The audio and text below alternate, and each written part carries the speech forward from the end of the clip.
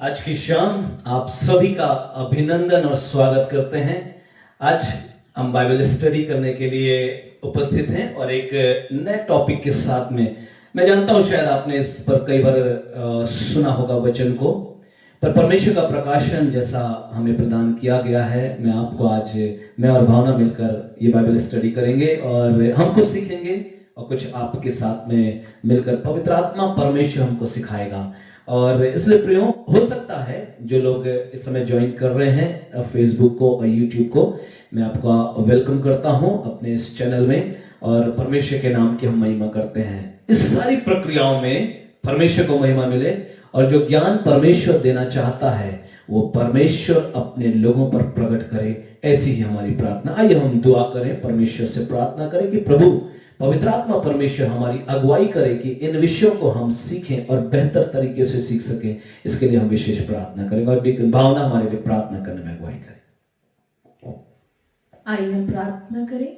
जीवित महान सामर्थी परमेश्वर, एक बार फिर से हम आपके चरणों के निकट आते हैं प्रभु, और आपको धन्यवाद देते हैं कि क्योंकि आप हमारे जीवित परमेश्वर हैं और आप हमको दिन प्रतिदिन संभालते हैं। सुंदर समय को मेरे परमेश्वर आपके पवित्र हाथों में सौंपते हैं।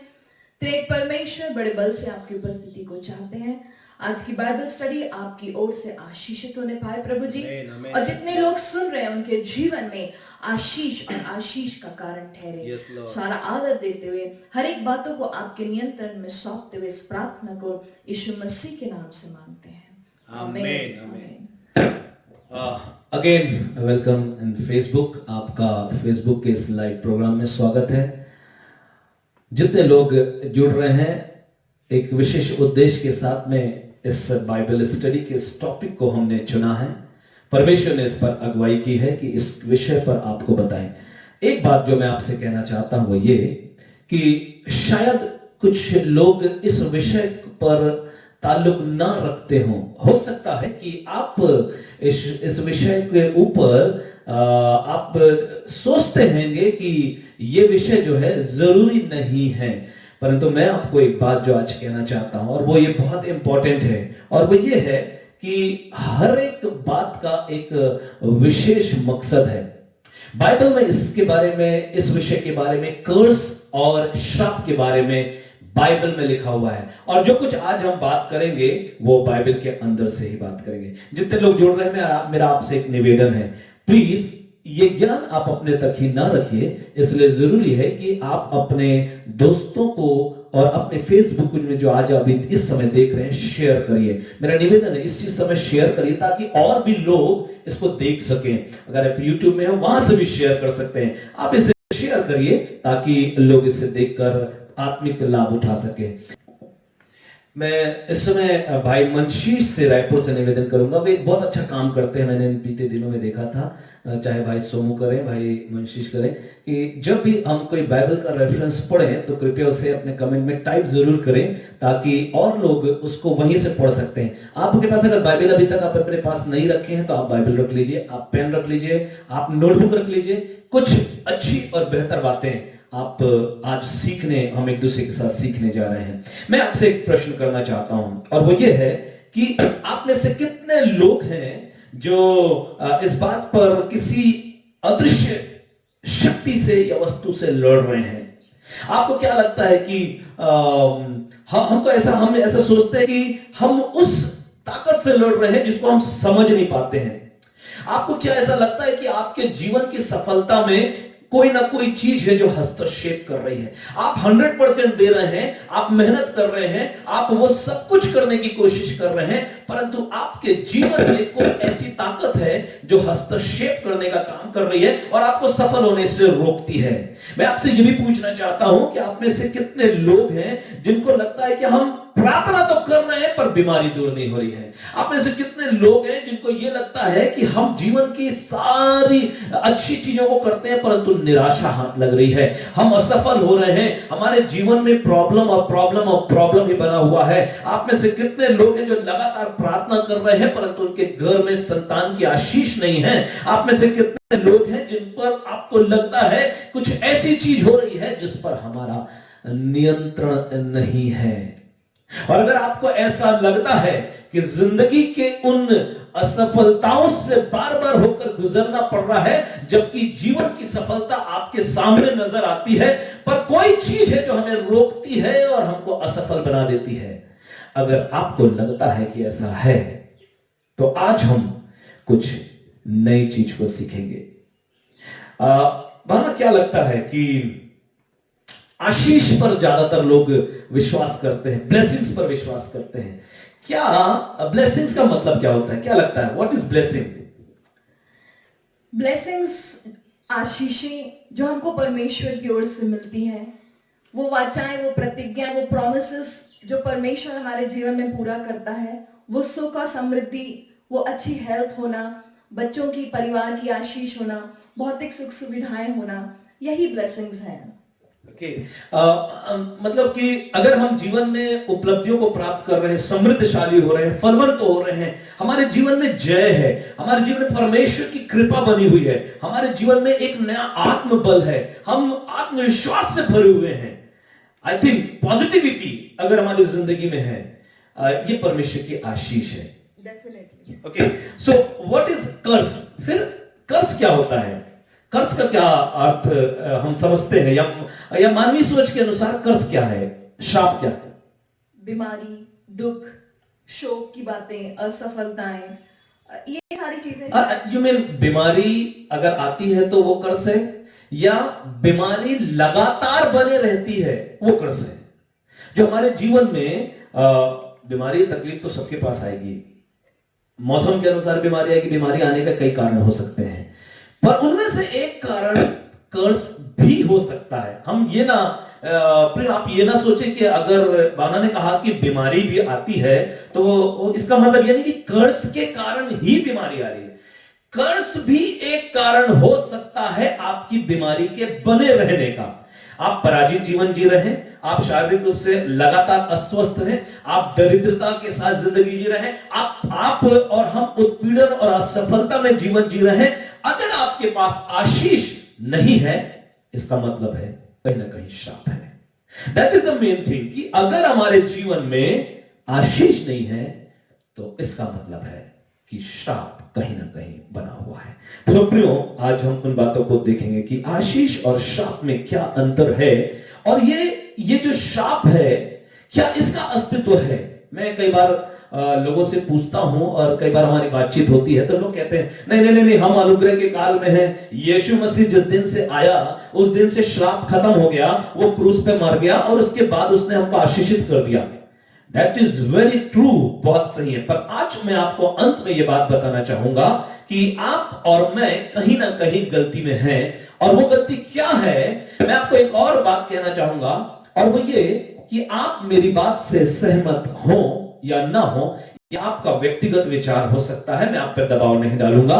मैं आपसे फिर से कह रहा हूं, आपका ये व्यक्तिगत विचार हो सकता है, इस विषय पर अपनी अपनी बातचीत आप सोच सकते हैं, but whatever we are going to learn, it is only through the Bible. मैं आपको जो कुछ, मैं भावना आज जो कुछ बाइबल स्टडी करेंगे, हम सिर्फ बाइबल के अंदर से ही बात करेंगे, मैं बाइबल के बाहर से कोई बात नहीं करूंगा। सो इसलिए अगर आशीष, अगर अंधकार है, उजाला है तो अंधकार भी है, अगर पाप है पुण्य भी है, अगर ज्योति है तो अंधकार है, और अगर आशीष है तो श्राप भी है।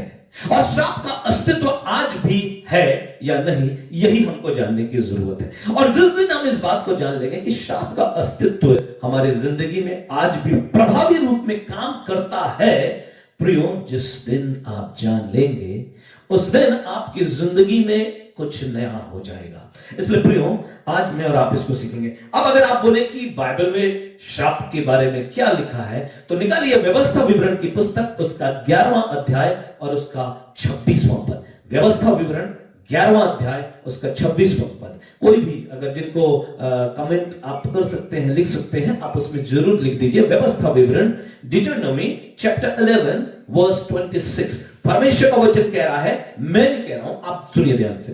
हिंदी में पहले पढ़ दीजिए, फिर उसको हम इंग्लिश में भी क्या लिखा है वो पढ़ते हैं। व्यवस्था विवरण उसका 11वां अध्याय और उसका 26वां पद। सुनो मैं आज के दिन तुम्हारे आगे। क्यों, कौन बोल रहा है वाना ये बात? परमेश्वर। ओके, ये परमेश्वर बोल रहा है। मूसा के लोगों को बताने के लिए ये व्यवस्था विवरण में लिखा हुआ है, सुनो मैं आज के दिन, यस, तुम्हारे आगे आशीष और श्राप दोनों रख देता हूं। हालेलुया। वो बोलता है कि मैं तुम्हारे आगे आशीष और श्राप दोनों रख देता। यह मूसा ने नहीं कहा। कॉन्टेक्स्ट पे अगर अपन जाएंगे तो आप ये पाएंगे कि ये बात परमेश्वर यहोवा ने कही, क्योंकि आशीष देने वाला मूसा नहीं है, आशीष देने वाला परमेश्वर है। तो श्राप के बारे में भी वो कहता है, सुनो मैं आज के दिन तुम्हारे सम्मुख आशीष और श्राप, ब्लेसिंग और कर्स दोनों को रख देता हूं। क्या बोलती इंग्लिश बाइबल में क्या लिखा है? Today I am giving you the choice Today I am giving you the choice between a blessing between blessings and a curse. and a curse. आपके सम्मुख परमेश्वर आशीष और श्राप दोनों रखता है। इसका मतलब यह है कि दोनों का मूल जो है कहीं ना कहीं से ये परमेश्वर हमारे सम्मुख रख रहा है। अब अगर परमेश्वर रख रहा है प्रियो, पर एक चॉइस देता है कि उसको चुनते हम किसको हैं, आशीष को या श्राप को। मैं और आप इस बात को समझेंगे, जानेंगे। सो प्रियो, व्हाट इज ब्लेसिंग? ब्लेसिंग क्या होता है, क्या लिखा है, बाइबल क्या बोलती है? अर्थात यदि तुम अपने परमेश्वर यहोवा की आज्ञा को जो मैं आज तुम्हें सुनाता हूं मानो, तो तुम अर्थात पर तुम आशीष इसको मानो होगी। तो तुम पर आशीष होगी, और अगर तुम नहीं मानोगे तो वो कर्स होगा। ये मैं नहीं बोल रहा, ये बाइबल बोलती है। अगर तुम परमेश्वर की व्यवस्था को मानोगे तो God is going to bless you, पर अगर नहीं मानोगे तो वो बाइबल कहती है वो कर्स तुम्हारे ऊपर आ जाएगा। ये मैं नहीं बोल रहा हूं प्रियो, ये बाइबल कह रही है। व्यवस्था विवरण 11 अध्याय के 26वें पद में बहुत क्लियर और अच्छे से लिखा हुआ है। सो प्रियो, इसको हमने हिंदी और इंग्लिश दोनों में देख लिया कि हमारे और आपके जीवन में आशीष और श्राप दोनों अस्तित्व में है। अब चूंकि अस्तित्व में है, एक बार डेरेक प्रिंस जो है पूरे वर्ल्ड के सबसे अच्छे प्रचारकों में से और शिक्षक में से, बाइबल के अध्ययन करने वाले शिक्षकों में से एक डेरेक प्रिंस ने एक बात कही। उन्होंने अपनी स्टोरी बाइबल में, अपने पुस्तक में लिखा, और वो कहते हैं कि अमेरिका के एक चर्च में वे प्रचार कर रहे थे, और प्रचार करते करते उनको सामने की लाइन में एक परिवार के बारे में परमेश्वर ने उनको एक बात बताई, और परमेश्वर ने उनको यह बताया कि इनके परिवार में कर्स है। डेरेक प्रिंस बड़े विचलित से हो गए, और उन्होंने परमेश्वर ने उससे बोला कि तुमको इनके कर्स के लिए प्रार्थना करना है। वचन के प्रचार के बीच में ही यह बात आई, और उन्होंने उसके लिए प्रार्थना किया उनके कर्स के दूर करने के लिए। जब मीटिंग खत्म हुई तब उन्होंने उनसे बातचीत की, और बातचीत करने पे उस परिवार से जब बात कर रहे थे तो उन्होंने बताया कि इनकी बड़ी बेटी जो सामने ही बैठी थी, उसकी बेटी के पैर में सांचा लगा हुआ था, और 18 महीने में 3 बार उसके पैर टूटे और वो परेशान हो गई। और इस बात को वो सोच रही थी, वो परिवार सोचता था कि ये एक्सीडेंट है, परंतु परमेश्वर ने बोला कि ये बार बार प्रार्थना करवा रहे हैं कि इनकी बीमारी और तकलीफ दूर हो, जबकि जरूरत है इनके श्राप को दूर करने की। इसका मतलब है इनके परिवार में श्राप क्या कर रहा था? श्राप जो है उसकी चंगाई में एक अदृश्य बाधा बनकर वहां पर आशीषों को रोक रहा था। यानी हमारे जीवन की आशीषों को भी श्राप कहीं ना कहीं क्या करता है? रोकता है। और हमको और आपको यह बात जानना जरूरी है कि हम आशीष और श्राप दोनों को समझने पाए। प्रियो, बाइबल बताती है कि हमारा और आपका जीवन जो है वो क्या होता है। बहुत महत्वपूर्ण एक बात समझने की कोशिश करिएगा। व्यवस्था विवरण उसके 7वें अध्याय और उसकी 9वीं आयत में एक बात लिखी हुई है। क्या लिखती है बाइबल? पढ़िए तो जरा भावना। इसलिए जान रख कि तेरा परमेश्वर यहोवा ही परमेश्वर है, वह विश्वास योग्य ईश्वर है, और जो उनसे प्रेम रखते और उसकी आज्ञाएं मानते हैं उनके साथ वह 1000 पीढ़ियों तक अपनी वाचा को बांधता है और आशीष देता है। Hallelujah, hallelujah. किसके साथ? परमेश्वर की आशीष ट्रांसफर होती है। एक पीढ़ी से, हम कई बार बोलते हैं ना, हमारे पूर्वजों ने कुछ अच्छा किया है, हमारे पूर्वजों की आशीष हम तक आ रही है, और वो आशीष जब आती है वो ट्रांसफर होती है क्योंकि उन्होंने कुछ अच्छा किया है। तो जब अच्छा करने पर आशीष ट्रांसफर होती है, तो बुरा करने पर क्या कर्स ट्रांसफर नहीं होगा?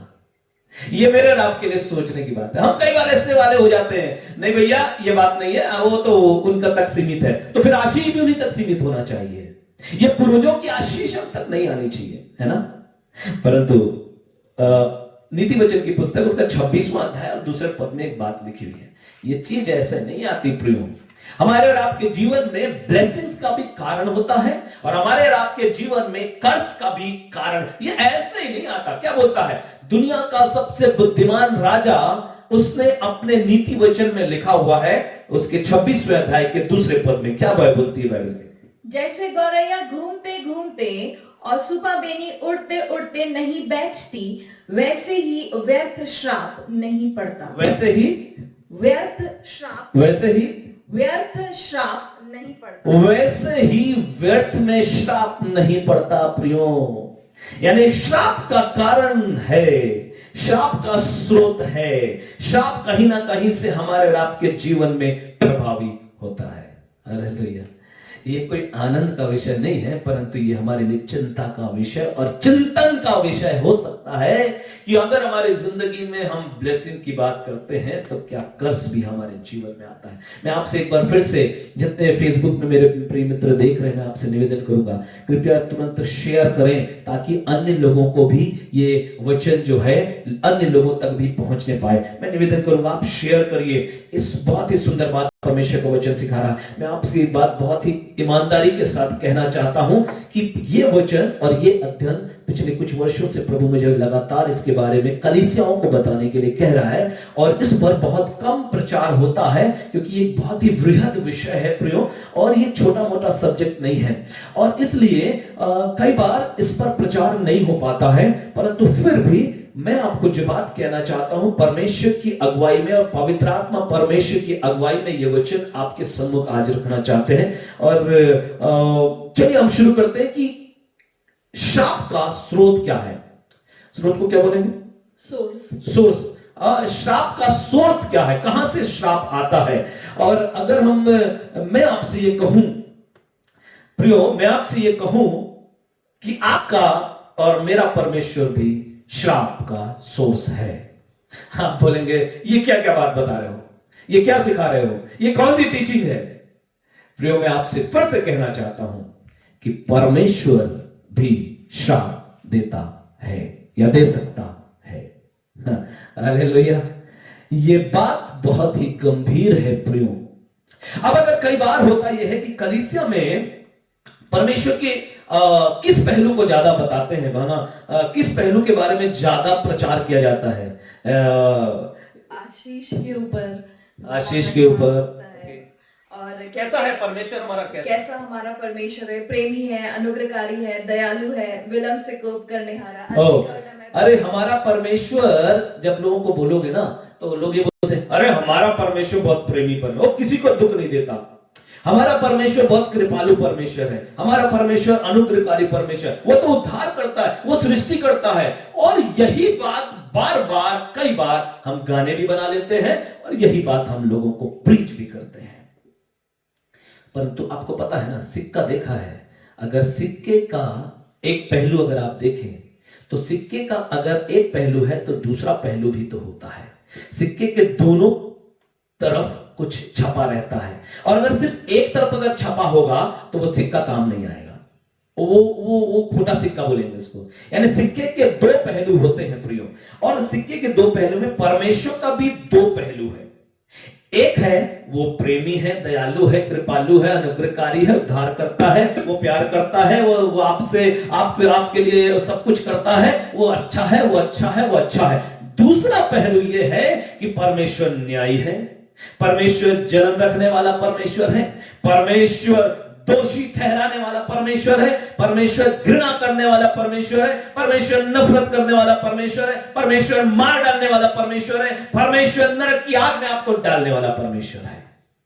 अभी आप बोल रहे होंगे ये पादरी अतुल क्या प्रचार कर रहे हैं, मैं आपको बाहर से नहीं है, प्रभु के वचन से ही बताता हूं। वो लिखा ना परमेश्वर घृणा करता है, आप खोज लेना, बाइबल में लिखा हुआ है कि परमेश्वर क्या है, और नरक में डालने का अधिकार सिर्फ परमेश्वर को है। तो वो भी करता है। वो मूसा के बारे में लिखा हुआ है, मूसा जिसको चुना था, उसके लिए सराय में एक दिन परमेश्वर उसको मार डालना चाहता था, यहोवा उसको मार डालना, ये भी लिखा है। उसका कारण भी है, उस पर मैं नहीं जाऊंगा, बट लिखा है। हम किस बात को कैसे नजरअंदाज कर सकते हैं कि एक ही पहलू को कलीसिया में बताते हैं और दूसरा पहलू हम जो है वो लोगों के बीच में प्रस्तुत नहीं करते। ये हमारे लिए बड़े ही दुख का विषय हो सकता है। इब्रानियों की पुस्तक उसका 12वां अध्याय और उसकी अगर 6वीं आयत को पढ़ेंगे तो लिखता है वो बड़ा प्यारा है, वो बड़ा प्रेमी है, वो बड़ा आपको प्यार करने वाला है। पर क्या बोलता है इब्रानियों की पुस्तक उसके 12वां अध्याय और उसकी 6वीं आयत को अगर हम पढ़ेंगे तो वहां पर परमेश्वर के दूसरे पहलू के बारे में लिखा हुआ। क्या लिखा है वहां, पढ़ना जरा। इब्रानियों 12:6, क्योंकि प्रभु जिससे प्रेम करता है उसकी ताड़ना भी करता है। क्या करता है? ताड़ना भी करता है। अभी तो बोले प्रेम करता है, वो सिर्फ प्रेमी परमेश्वर का वचन प्रचार किया हम लोगों ने, फिर क्या करता है? उसकी ताड़ना भी करता तो अगर हम उसके बच्चे हैं तो ताड़ना मारने की जरूरत है क्या? सुधारने के लिए परमेश्वर ताड़ना भी करता है। और क्या लिखा है? कुछ और भी लिखा है, गहरी बात लिखी हुई है। और जिसे पुत्र बना लेता है। अरे एक बात और है, बहुत गहरी बात, जिससे पुत्र बना लेता है। इफ यू आर आप परमेश्वर की संतान हैं, ऐसा दावा करते हैं, आप कलीसिया में मसीही है दावा करते हैं, आप रोज संडे चर्च जाते हैं दावा करते हैं, आप वचन पढ़ते हैं, प्रार्थना करते हैं, आप सब कुछ करते हैं और यह दावा करते हैं कि आप परमेश्वर की संतान है, तो आपके लिए क्या लिखा है? उसको कोड़े भी लगाता है। हालेलुया। क्या करता है? उसको कोड़े भी लगाता है। प्रियो, परमेश्वर कोड़े मारता है। कोड़े छोटी मोटी बात नहीं है। परमेश्वर जिसको अपना संतान बनाता है उसको कोड़े भी मारता है। अब आप ये कहें कि परमेश्वर सिर्फ प्यार करता है, ऐसा है क्या? परमेश्वर हमसे और आपसे, कई बार हम परमेश्वर को नहीं समझ सकते। और उसको क्यों नहीं समझ सकते? यशायाह की पुस्तक 55 अध्याय और उसके 8वें और 9वें आयत में लिखा हुआ कि हम परमेश्वर को क्यों नहीं समझ पाते हैं कि वो प्रेमी बस है, कि वो अनंत काल का प्रेम। अब हम ये बोलते हैं ना, परमेश्वर कैसा है? परमेश्वर एक सा परमेश्वर, बदलता नहीं। तो परमेश्वर ने अपने लोगों को बचाने के लिए क्या किया? क्या किया परमेश्वर ने? उनके दुश्मनों को मारा भी ना। परमेश्वर ने जब इजरायली लोगों को छुटकारा दिलाया, और कल हम लोग मूवी देख रहे थे 10 कमांडमेंट्स, तो उसमें क्या किया था? पर जब हारून और उसके लोग नीचे आ गए और नीचे आकर मूसा जब काफी दिन तक होरेब पर्वत पर रह गया, तब लिखा हुआ है कि वो लोग बछड़ा बनाकर क्या कर रहे थे? उसकी वर्शिप कर रहे थे। तो जलन रखने वाला परमेश्वर से प्यार नहीं करता। लिखा हुआ है बाइबल में कि उसने क्या भेजे? सांप भेजे और हजारों लोग मर गए। कौन लोग? उसकी छुड़ाए हुए, मिस्र देश से निकाले हुए लोगों को मार दिया परमेश्वर ने। ये साधारण बात नहीं है। परमेश्वर प्रेमी है तो परमेश्वर न्यायी भी है। परमेश्वर कृपा और दया करता है तो परमेश्वर सजा भी देता है। अगर आप ये सोचते हैं कि आप इस अनुग्रह के काल में है और पाप करते रहे, आपको कुछ नहीं होगा, तो आप गलतफहमी में हैं। क्योंकि आपका पादरी तो बोला है कि क्या करते हैं? क्षमा करता है परमेश्वर। क्या बोला है? हम क्यों नहीं समझ पाते हैं परमेश्वर को? यशायाह 55 उसके 8 और 9 को पढ़िए। यशायाह 55 8 और 9, क्योंकि यहोवा कहता है, मेरे विचार और तुम्हारे विचार एक समान नहीं है, ना तुम्हारी गति। मेरे विचार और तुम्हारे, यानी परमेश्वर के विचार और मनुष्य के विचार, जो हम सोचते हैं, जो हमारे विचारधारा है, वो एक सा नहीं है। बाइबल बोल रही है वो एक सा नहीं है। उसमें क्या है? ना तुम्हारी गति और ना मेरी गति, ना तुम्हारी गति और ना मेरी गति एक सी है। मेरे विचार और तुम्हारे विचार में जमीन आसमान का अंतर है। मेरी सोच और तुम्हारी सोच में जमीन आसमान का अंतर है। तुम कितने भी ज्ञानी हो जाओ, तुम कितने भी विज्ञान में तरक्की प्राप्त कर लो, संसार कितना भी बढ़ जाए, परमेश्वर को नहीं जान सकता। हालेलुया। परमेश्वर को जानना इतना आसान नहीं है। कोरोना भी आ जाता है और दुनिया सिमट कर रह जाती है। आज हम जिस पीड़ा के साथ में हैं, निश्चित रूप से परमेश्वर का प्रकोप और क्रोध भी है, जो जिसका सामना मैं और आप कर रहे हैं। कलीसियाएं जब तक प्रार्थना नहीं करेंगी ये परिस्थितियां नहीं टूटेंगी, परंतु परमेश्वर ने इस प्रकोप को, क्रोध को हमारे बीच में भेजा है। ये बाइबल में वर्णित है। और क्या अब हम बात करते हैं श्राप के बारे में। क्या परमेश्वर श्राप भेजता है? उत्पत्ति की पुस्तक 12वां अध्याय उसकी पहली, दूसरी, तीसरी आयत को अगर आप पढ़ेंगे तो वहां पर आपको अब्राहम के बारे में बहुत ही सुंदर बात लिखी हुई मिलेगी। आप पढ़िए जरा 12 उसका पहले पद से। यहोवा ने अब्राहम से कहा, अपने देश और अपनी जन्मभूमि और अपने पिता के घर को छोड़कर उस देश में चला जा जो मैं तुझे दिखाऊंगा, और मैं तुझसे एक बड़ी जाति बनाऊंगा और तुझे आशीष दूंगा। मैं तुझे आशीष दूंगा और तेरा नाम बड़ा करूंगा। तेरा नाम बड़ा करूंगा और तू आशीष का मूल होगा। आशीष का मूल होएगा। और जो तुझे आशीर्वाद दे, जो तुझे आशीर्वाद दे उन्हें मैं आशीष दूंगा। उन्हें मैं आशीष दूंगा। और जो तुझे कोसे, फिर से पढ़ना, और जो तुझे कोसे जो तुझे कोसे उन्हें मैं श्राप दूंगा। क्या बोल रहा? श्राप दूंगा। कौन देगा?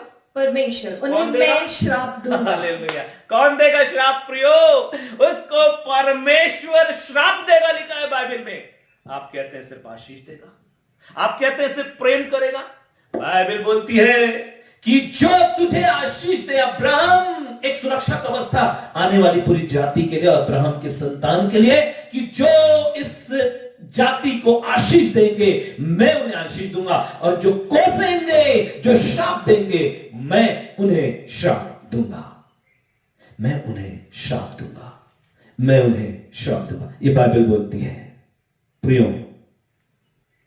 अब इनके विरुद्ध में, इस जाति के विरुद्ध में, अब्राहम के संतानों के विरुद्ध में अगर हम कुछ बात कहते हैं और पता नहीं हमारे पूर्वजों ने कुछ बात कही होगी, तो खुदा कहता है कि मैं उसे श्राप दूंगा।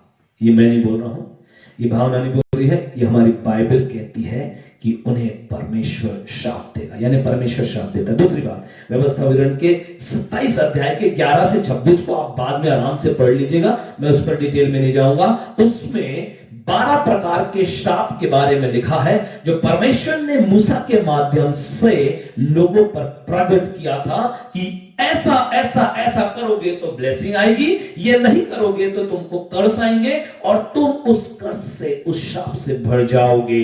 ये बात व्यवस्था विवरण के 27वें अध्याय के 11वें पद से लेकर 26वें पद में बहुत क्लियर लिखा हुआ है। और 12 प्रकार के श्राप के बारे में बाइबल बताती है जो प्रभावी होंगे लोगों के जीवन में। आइए हम परमेश्वर के बारे में पढ़ रहे हैं। यिर्मयाह की पुस्तक उसका 17 अध्याय और उसकी 5वीं और 6वीं आयत को अगर हम पढ़ेंगे तो वहां पर क्या लिखा हुआ है? यिर्मयाह 17, 5 और 6। यहोवा यूं कहता है, देखिए मैं नहीं बोल रहा हूं, भावना नहीं बोल रही है, ये आप नहीं कह रहे, ये आपका पादरी नहीं बोलता है, बाइबल कॉन्टेक्स्ट पे लिखी हुई है। और कहीं कहीं पर लेखक स्वयं कहता है और कहीं पर पवित्र आत्मा की अगुवाई से लिखी हुई ये बातें हैं, तो उसमें बहुत क्लियरली लिखा है यहोवा यो कहता है। मैं नहीं बोल रहा हूं, यहोवा यो कहता है। क्या कहता है यहोवा? श्रापित है वह पुरुष, श्रापित है यानी श्राप देने की बात करता है परमेश्वर। श्रापित है वह पुरुष जो मनुष्य पर भरोसा रखता है और उसका सहारा लेता है। और उसका सहारा लेता है। वो कैसा है? जो मनुष्य पर भरोसा रखता है, संसार की बातों पर भरोसा रखता है, दुनियावी चीजों पर भरोसा रखता है, परमेश्वर को छोड़ देता है। वो ये ना सोचे कि उसके जीवन में आशीष बनी रहेगी। बाइबल बोलती है कि वो श्रापित है। बाइबल कहती है प्रियो, वो श्रापित है जो मनुष्यों पर, संसार पर भरोसा रखता है। यानी श्राप की बात पर आप समझ सकते हैं कि परमेश्वर ने यहां पर क्या कहा है। परमेश्वर ने बोला है कि परमेश्वर आशीष तो देता है पर श्राप भी परमेश्वर भी दे सकता है। मैं ये नहीं कह रहा हूं कि आप श्रापित हो जाएंगे परमेश्वर से, मेरी प्रार्थना ये कभी नहीं होगी। क्योंकि पासवानों की प्रार्थना ये है कि हमारे लोग ब्लेस्ड हो, परंतु मनुष्य श्राप कमाता है। द पीपल दे अर्न कर्स। लोग अपनी जिंदगी में अपने कार्यों के अनुसार, अपने विश्वास को भटकने के कारण से, दुनियावी चीजों के कारण से कर्स को कमाते हैं। बाइबल कहती है लोग कर्ज को कमाते हैं और ये परमेश्वर भी दे सकता है। ये बाइबल मुझको और आपको बहुत ही क्लियरली इस चीज को बताती है। अच्छा, अब दूसरा कौन है, स्रोत कौन है? पहला स्रोत मैंने आपको बताया, हम लोग ने भी पढ़ा कि परमेश्वर है। बहुत सी बातें मैं आपको बहुत थोड़ी थोड़ी चीजों में बताना चाहता हूं। दूसरा जो है, परमेश्वर के प्रतिनिधि भी कर्ज देते हैं। अब परमेश्वर के प्रतिनिधि कौन है? अभी आप सुनिएगा ध्यान से। परमेश्वर के प्रतिनिधियों के बारे में आपको बता रहा हूं, जो बाइबल में चरित्र हैं उन्हीं के बारे में आपको बताता हूं।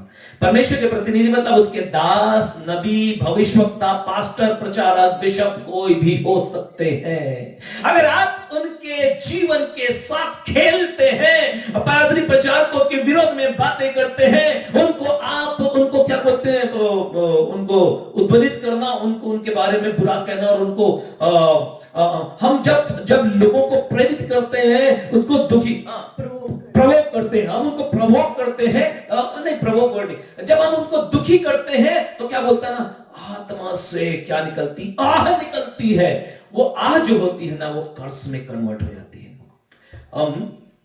अगर आपको कोई दुख देगा तो बाइबल कहती है, यीशु मसीह ने कहा है कि क्या करो, उसको क्या करो, कोई तुमको अगर तुम्हारे जीवन में अगर कोई दुख दे तो उसको क्या करो, अपने शत्रु के लिए भी क्या करने बोला बाइबल ने, प्रार्थना करो और आशीष दो, है ना। पर क्या मत दो बोला, श्राप मत दो। मैं नहीं बोल रहा हूं, यीशु मसीह ने कहा कि अपने दुश्मनों को भी आशीष दो, श्राप मत दो। यानी श्राप दे सकते हैं, श्राप होता है, श्राप लगता है। आइए बाइबल के कैरेक्टर के बारे में पढ़ते हैं, वो है यहोशू। आप ध्यान से सुनिएगा परमेश्वर के वचन में। एक बार फिर से कहता हूं अपने प्रिय लोगों को, कृपया शेयर करिए। आप जहां पर हैं, फेसबुक में हैं, शेयर करिए ताकि आपके पेज से, आपके फेसबुक के अकाउंट से और भी लोग देख सकें और इस बात को समझ सकें। हम जिस विषय पर बात कर रहे हैं वो है कर्स, यानी वो है श्राप। और श्राप देने का पहला जो स्रोत है वो परमेश्वर है, के बारे में बात किया हमने। और दूसरा स्रोत जो है वो परमेश्वर के प्रतिनिधि हैं, और प्रतिनिधियों में उसके दास, नबी आते हैं, पास्टर, प्रचारक, बिशप आते हैं, और वे अगर श्राप दे सकते हैं। यहोशू की पुस्तक 6वां अध्याय और उसका 26वें पद में एक बात लिखी हुई है, और वो बात क्या कहती है, आज पढ़िए उसको बहुत ध्यान से। ये उस समय का वर्णन है जब यरीहो की दीवार जो है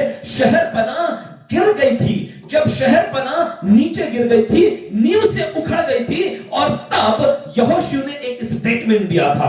यहोशू ने एक स्टेटमेंट दिया था, ध्यान से सुनिएगा। वो कौन सा स्टेटमेंट था जो यहोशू ने दिया था? यहोशू उसका 6वां अध्याय और 26वां पद। वो स्टेटमेंट बहुत ही अद्भुत है। आप पढ़िए, मैं आपको बताऊंगा कि क्या हो रहा है।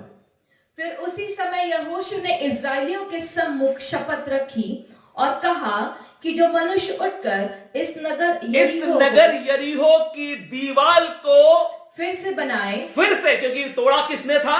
यहोशू ने। किसने तोड़ा था दीवार को? किसने तोड़ा था? यहोवा परमेश्वर ने तोड़ा था। वो यहोशू की ताकत नहीं थी दीवार को तोड़ने की, उसको तोड़ने वाला परमेश्वर था, जो ऊपर से नहीं, वो बीच से नहीं, पर नींव से उखड़ा था। ये ताकत सिर्फ और सिर्फ परमेश्वर यहोवा में थी। और जब यहोशू उसको तोड़ चुका, यहोशू परमेश्वर ने उसे तोड़ दिया, वो दीवार ढह गई, तब यहोशू ने एक स्टेटमेंट दिया, और वो बोलता है कि जब कोई भी इस दीवार को, इस शहर पनाह को फिर से स्थापित करेगा तो क्या होगा? वह यहोवा की ओर से श्रापित, वो यहोवा की ओर से श्रापित होगा। यानी यहोशू श्राप दे रहा है प्रियो। क्या बोल रहा है? जब वह उसकी नेव डालेगा, जैसे ही इसका नेव डालेगा, तब तो उसका जेठा पुत्र मरेगा। तो जो भी डालेगा उसका जेठा पुत्र मर जाएगा। और जब वह उसके फाटक लगवाएगा, तब उसका छोटा पुत्र मर जाएगा। जेठा पुत्र मतलब बड़ा, जेठा मतलब बड़ा। ओके, जो सबसे बड़ा बेटा है, जैसे ही वो बोलता है कि नींव को डालेगा तो बड़ा बेटा मर जाएगा, और जब वह उसके फाटक लगवाएगा, जब उसका फाटक का लेवल आएगा, जिसको अपन बोलते हैं ना डोर लेवल, जब वो डोर लेवल पर आएगा तब उसका छोटा बेटा मर जाएगा। लिखा है ना जी, बाइबल में लिखा हुआ है। किसने कर्ज दिया? ये क्या है? आशीष की बात है क्या? इट इज कर्ज। ये कर्ज था, श्राप था, जो यहोशू ने, परमेश्वर के प्रतिनिधि ने कब कहा था? ईसा पूर्व 1300 ईसा पूर्व यहोशू ने यह बात कही थी। 1300 ईसा पूर्व यहोशू ने यह बात हुई थी। अब आपको क्या लगता है, ये पूरा हुआ होगा क्या? क्या क्या यरीहो की दीवार बनाई गई और उसमें हुआ कुछ? अब आप निकालिए, मैं आपको साबित करके बताता हूं। पहला राजा उसका 16वां अध्याय और उसकी 34वीं आयत को। पहला राजा 16वां अध्याय 34वीं आयत। लगभग 800 ईसा पूर्व एक व्यक्ति खड़ा हुआ, एक शहर बना को बसाने का बीड़ा उठाया। मैं अगर इस बात को कहूं कि वो व्यक्ति गलत नहीं था, मैं अगर ये कहूं कि वो व्यक्ति अच्छा काम कर रहा था ना, किसी टूटी हुई चीज को बनाना एक अच्छा प्रोसेस है, एक सकारात्मक काम है, ये कोई गलत नहीं कर रहा था। वो व्यक्ति कौन था, मैं आपको ये भी बताऊंगा। पहला राजा 16वां अध्याय 34वां पद। 500 सालों के बाद, अब आप सोचिए क्या हुआ। जैसे ही इस व्यक्ति का नाम लिखा हुआ है, क्या हुआ, पढ़िए जरा। उसके दिनों में बेतेलवासी हियेल ने यरीहो को फिर से बसाया। कौन, किसने? बेतेलवासी हियेल ने क्या किया? यरीहो को फिर से बसाया। यरीहो को फिर से तो बसा दिया, जो यरीहो का शहर था उसको बसा दिया। जब उसने उसकी नींव डाली, परंतु उसकी एक इच्छा थी कि जैसे यरीहो की शहरपनाह पहले थी, वैसे ही उसको सुरक्षित करने के लिए मैं एक बोझ उठाता हूं, मैं एक बीड़ा उठाता हूं, और उस स्थिति में हम क्या करेंगे? हम उस काम को करेंगे कि उसकी सुरक्षा के लिए उसकी शहरपनाह को भी बनाएंगे। और वो अच्छी सोच के साथ काम कर रहा था प्रियो, परंतु क्या हुआ, पढ़िए। जब उसने उसकी नींव डाली, तब उसका जेठा पुत्र अबीराम मर गया। नींव डालने पे बेटा मर गया कोई बड़ी बात नहीं थी, क्योंकि हो सकता है कि वो मर गया, परंतु ये सोच रहा है, ये सोच रहा है भावना कि मेरा बेटा मर कैसे गया? ना वो बीमार है, ना वो तकलीफ में है, ना उसका एक्सीडेंट हुआ, ना महामारी आई, ना पीड़ा आई, ना दुख आया, परंतु मेरा बेटा मर कैसे गया? ये बात के लिए उसके घर में हाहाकार मच जाता है कि पहला बेटा जो है वो मर गया। वो अभी भी नहीं जानता था कि नींव डालने के कारण से उसका बेटा मर गया, ऐसा भी नहीं है, परंतु क्यों मरा वो आपको बताता हूं। यस, और जब उसने उसके फाटक खड़े किए, तब उसका लहुरा पुत्र सगूब मर गया। हालेलुया। ये यहोवा के उस वचन के अनुसार हुआ, जो उसने नून के पुत्र यहोशू के द्वारा कहलाया था। इट मीन्स कर्स जो यहोशू ने दिया था, कब? यहोशू 6वां अध्याय और उसके 26वें पद में 500 साल पहले यहोशू ने एक बात कही थी, इस काम को जो करेगा उसका बेटा, और बिल्कुल बहुत ही सिस्टमैटिक तरीके से हुआ। उसने, आप सोचिए 500 साल पहले अगर कोई बात कही गई है और बहुत सीक्वेंस में कही गई कि जब न्यू डालेगा तो पहला बेटा, और जब फाटक डालेगा तो दूसरा बेटा मर जाएगा। और प्रियो वैसा ही होता है, जब उसको न्यू डालता है पहला बेटा, उसका दूसरा बेटा क्यों मर गया? नहीं मालूम क्यों मर गया। अरे प्रियो, वो श्राप जो है वो 500 साल तक भी प्रभावी बना रहा, क्योंकि प्रभु के प्रतिनिधि ने वो श्राप दिया था। जब आप किसी पास्टर प्रचारक के विरोध में कहते हैं कोई बात, और अगर उनके मन से प्रार्थना की जगह अगर आह निकल गई, प्रियो, किसी को इतना मत सताओ, किसी के बारे में इतनी बुरी बातें मत बोलो, किसी के लिए इतने विरोध की बातें मत कहो, क्योंकि अगर परमेश्वर के दास ने आपको श्राप दे दिया, वो श्राप लग जाता है। आशीष लगती है तो श्राप भी लगता है प्रियो। ये मैं नहीं कह रहा हूं, ये बाइबल कह रही है। दूसरा जो कैरेक्टर है वो सबसे अच्छा, सबसे ज्यादा गाना गाने वाला कैरेक्टर कौन है बाइबल में? दाऊद प्रभु का दास था। श्राप दे सकता है क्या? मैं आपको बताता हूं। दाऊद ने, 2 शमूएल 1 अध्याय और 21वें पद में दाऊद ने एक रोंगटे खड़े कर देने वाला श्राप दिया। रोंगटे खड़े कर देने वाला शाऊल। मैं आपको बताता हूं क्या हुआ था। जब योनातन और शाऊल, योनातन उसका दोस्त है और शाऊल जो है वो राजा था, जब उसको मार दिया जाता है और मारने के बाद उनका लहू भूमि पर गिरता है, उसका एक दास आकर ये बात बताता है, तब दाऊद एक बात बोलता है। क्या बोलता है? पहला अध्याय का 21वां पद।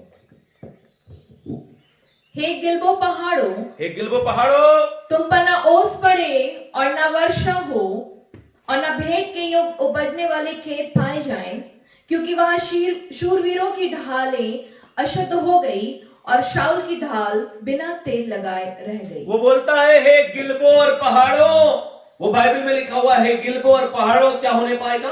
तुम पर ना ओस पड़े तुम पर ना ओस पड़ेगा और ना ही उपजाऊ होएगा, न वर्षा होगी। आपको मालूम है कि प्रभु के दास ने बोला, ऐसा हुआ होगा क्या?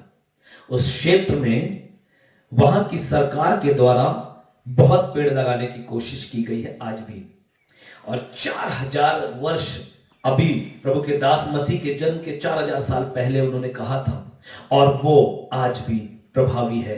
गिलबो के पर्वतों में आज भी पेड़ नहीं उगते हैं, ये मैं भी कह रहा हूं। आप उठाइए और गूगल खोलिए और चेक कर लीजिए कि वहां पर हरियाली नहीं है, क्योंकि प्रभु के दास ने उस स्थान को श्रापित कर दिया था, भूमि को श्रापित कर दिया था, और इसलिए आज भी वो श्राप लगा हुआ है।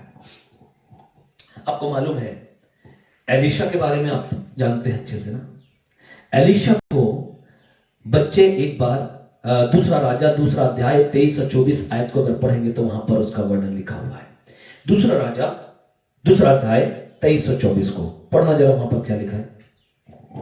वहां से वो बेतेल को चला और मार्ग की चढ़ाई में चल रहा था। सुनिएगा ध्यान से, प्रभु का एक दास जो है वो मार्ग में जा रहा था कि नगर के छोटे लड़के निकलकर उसका ठट्टा करने लगे। नगर के लड़के निकलकर, बढ़िया बालक हैं, बच्चे हैं, परंतु वे ठट्ठा कर रहे हैं, प्रभु के दास का ठट्टा कर रहे हैं, मजाक उड़ा रहे हैं। परमेश्वर के दास को मजाक का कारण बना दिया इन लोगों ने, और वो प्रभु का दास जो है उनको मना करता है, ये नहीं सुनते हैं, मना करता है, नहीं सुनते हैं। आज भी हमारे लोग यही करते हैं, आज भी हमारे लोग यही करते हैं, और पादरी प्रचारकों का मजाक उड़ाते हैं, पास्टर प्रचार परमेश्वर के प्रतिनिधियों का मजाक उड़ाते हैं, और आप ये सोचते हैं कि परमेश्वर आज मुंह बंद करके आपकी बात को सुनता और देखता होगा।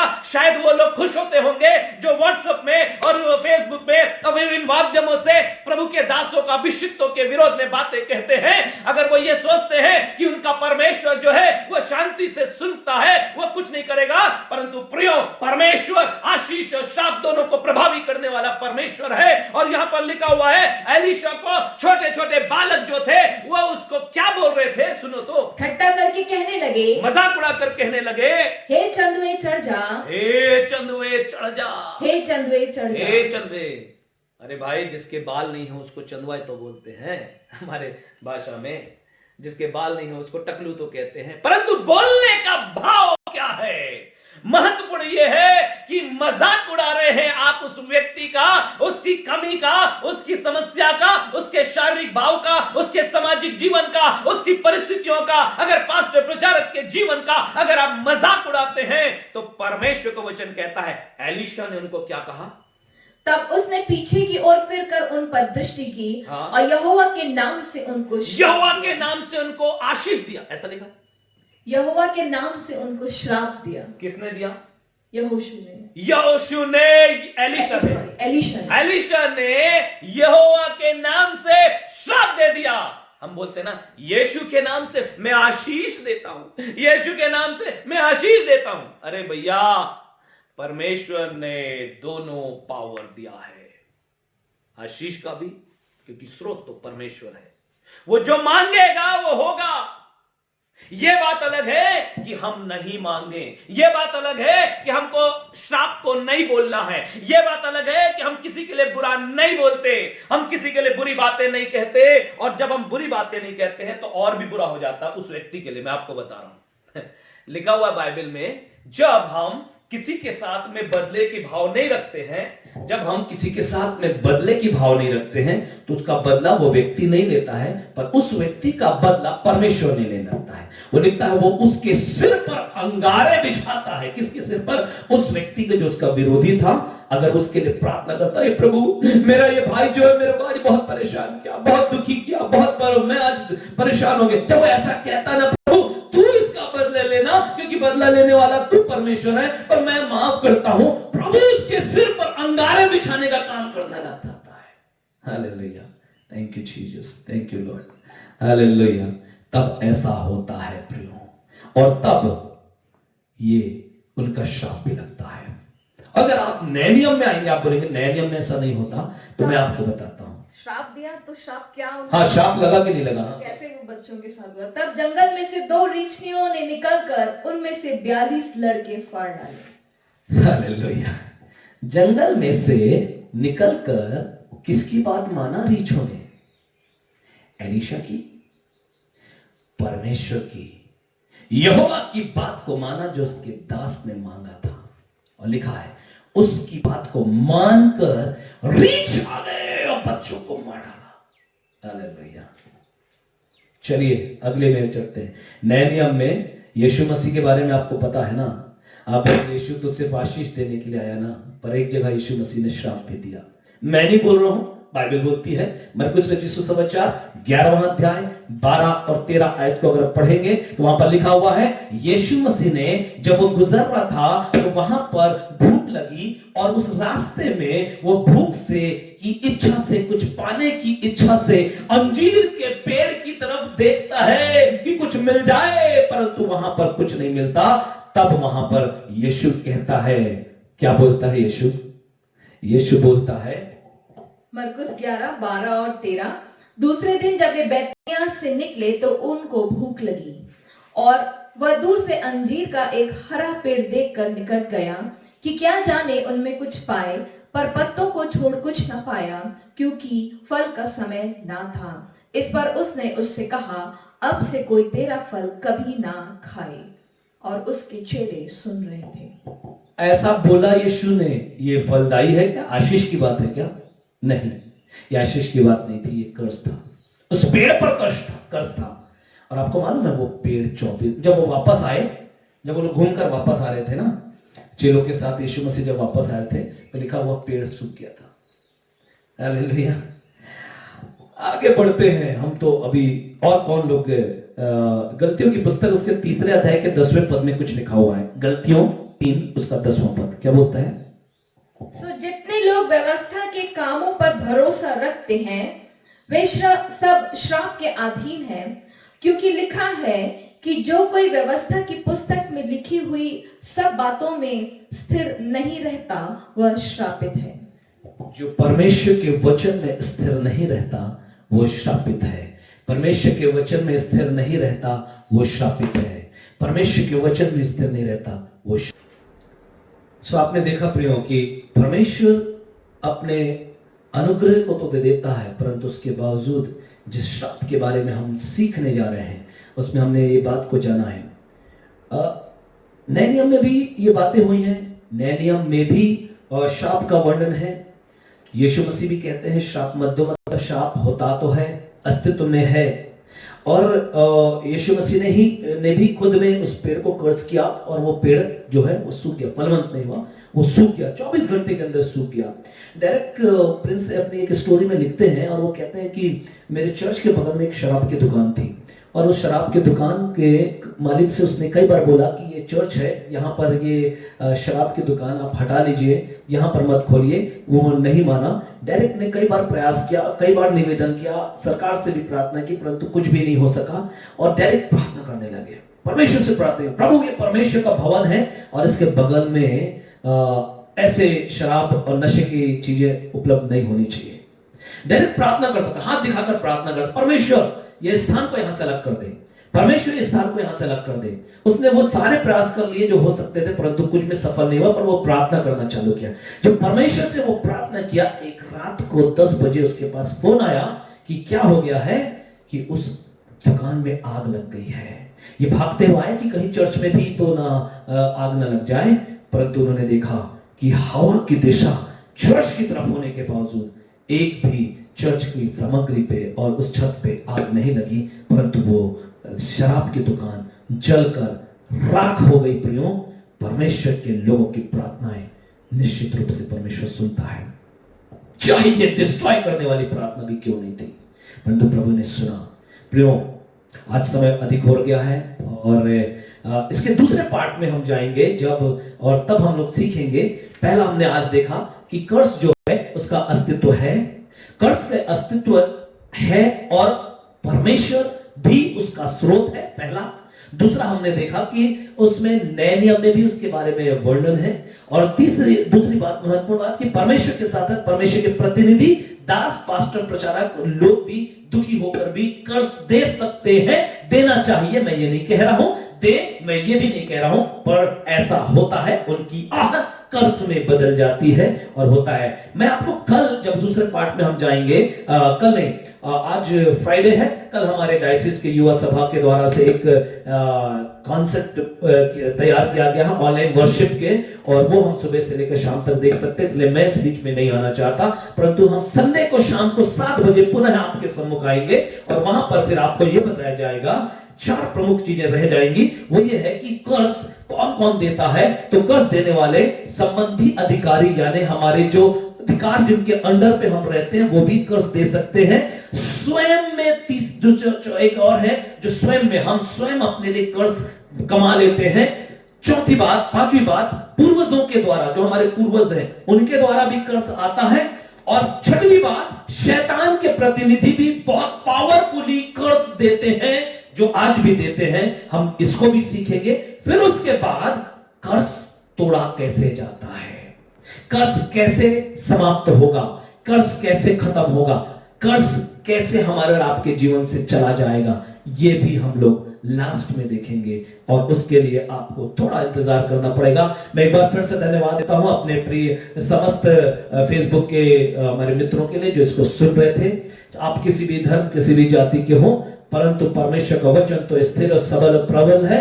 परमेश्वर का वचन हमारे आपके लिए है, और अगर हम आशीष पे विश्वास करते हैं तो कर्ज पे भी विश्वास करना होगा। पर हां, उसका रास्ता है, क्योंकि अगर बीमारी है तो दवाई भी है, अगर तकलीफ है तो उसका निपटारा भी होता है, अगर चीजें हैं आपके लिए अंधकार है तो उजाला भी है, और हमारे और आपके लिए वो एक नई ज्योति बनकर आएगा जब आप कर्ज से, आप अगर आप दुखी हैं, परेशान हैं, बीमार हैं, पड़े हुए हैं, तकलीफ में हैं, असफल हैं, तो प्रियो, आपके जीवन का छुटकारा भी, उसका भी रास्ता है, जो हम संडे को शाम को 7 बजे फिर से इस पर बात करेंगे और हम एक दूसरे के साथ सीखेंगे। सो प्रभु आपको आशीष दे, अपनी महिमा के लिए इस्तेमाल करें, और जितने लोगों ने सुना है और लोगों को भी आज जरूर बताइएगा, ताकि दूसरे पार्ट में हम इसको और भी गहराई से सीख सके। ये बृहद विषय है प्रियो, इतनी जल्दी मैं समाप्त नहीं कर सकता था, तो विषय रह गए थे। आइए हम प्रार्थना करें। परमेश्वर पिता, जिन विषयों पर हमने बातचीत की है उनको समझने के लिए पवित्र आत्मा परमेश्वर हमारी अगुवाई करिए, पवित्र आत्मा परमेश्वर हमको सिखाइए और हमको इन चीजों से ऊपर उठने में अगुवाई करिए। प्रभु जी, मैंने जो कुछ बातें कही, हमने मिलकर जो स्टडी की है भावना और मैंने, प्रभु जी, ये आपकी अगुवाई में, पवित्र आत्मा परमेश्वर की अगुवाई में की है प्रभु। इसलिए एक एक वचन आपका है प्रभु, जिसको आज बोया गया है, इस पर आप ब्लेस करिए और हमको भयभीत होने के लिए नहीं, परंतु आनंद से भरने के लिए कि हमारे जीवन में छुटकारा जरूर है, ये बात को समझने के लिए। परंतु जब हम छुटकारे को तभी समझ पाएंगे जब हम बीमारी को समझेंगे, जब तकलीफों को समझेंगे। हम उद्धार को तभी जान पाएंगे जब हम कर्ज को जान पाएंगे। प्रियो परमेश्वर पिता, हमारी सहायता करिए इन सारी बातों के लिए, और हमको फिर से तैयार करिएगा कि परमेश्वर हमको इन बातों में रिवील करे, प्रकाशित करे, नई बातों से परिपूर्ण करे। प्रभु हम सबको आशीष दे, जितने लोग देख रहे हैं प्रभु आप सबको आशीष करता है। प्रभु धन्यवाद देते हैं, अपने प्रार्थना सुने यीशु के नाम से मांगता हूं, आमीन। जितने भी लोग सुन रहे हैं आप सबको परमेश्वर आशीष दे। जय मसीह की, प्रेज द लॉर्ड। प्रभु आपको बहुत आयत से अपनी महिमा के लिए इस्तेमाल करें। हमारे फेसबुक को और हमारे चैनल को जरूर देखें ताकि परमेश्वर आपको ब्लेस कर सके।